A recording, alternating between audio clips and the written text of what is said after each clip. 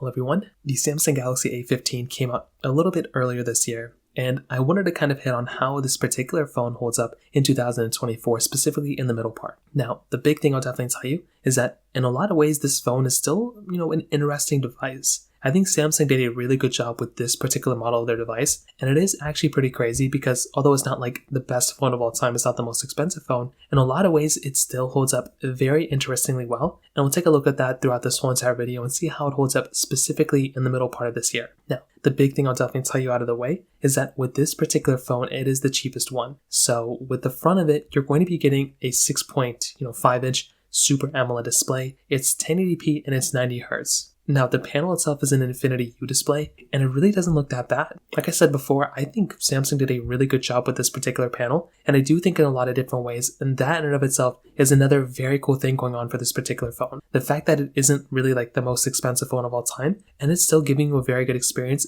makes me feel so confident and so happy about this particular device in and of itself. Now, you're still getting a USB Type-C port, but the other crazy thing is you're still getting like a micro SD card slot inside of this particular phone too. That in and of itself, again, is another very cool thing going on for this particular phone. If I'm going to go through and pick up a device, I like the fact that these particular phones are giving you that type of capability, basically a solid, I/O, so USB-C and micro SD card on such a cheap phone, which again is so crazy. Now, on top of that, you're getting this plastic back, which isn't terrible. It's a back that you probably experienced before. It's not too bad. I think a lot of people have experienced phones like this, as well. So I think that in of itself is a pretty cool, nice thing going on within and of itself. And I do think, once again, if you're going to pick up a device, this is like a fairly nice thing going on for this particular phone too. Now, that kind of covers it up on the outside, and in my personal opinion, the exterior, it still holds up quite well for the most part, just, from those things alone. Now, on top of that, from the software side, this phone has gotten a couple updates throughout this whole entire year, but you're pretty much at this point where it's not really,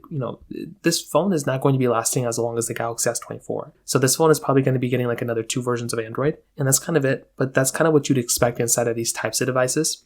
So again, I really want to get that out of the way. With phones like this, that's kind of what ends up happening. You end up getting devices that don't really, they age very well, but, for a super cheap phone, they age well, but for, a phone in 2025, 2026, this phone may not be getting like the most amount of versions of software in the future. So once again, that's just a small little thing I kind of want to get out of the way as well. In terms of performance, this phone is going to be giving you that MediaTek Helio G99 chipset inside with 4, 6, or 8 gigabytes of RAM. So there is a massive amount of like configuration you can do inside of a device like this. And I think that in and of itself is another very crazy thing, that if you're getting a phone like this, you're going to be able to, get a device that's going to be handling things pretty well inside of that performance chipset. So again, it's not like the best performing phone of all time. It's very, very kind of basic, as you probably suspect, but it's not terrible. And like I said before, I think if you're getting a phone like this, it's not like a terrible bad experience anyways. So I think if you're going to be buying a phone, this one kind of gets a thumbs up for me from that side as well. Again, it's not terrible, and I actually do like having a phone like this in this particular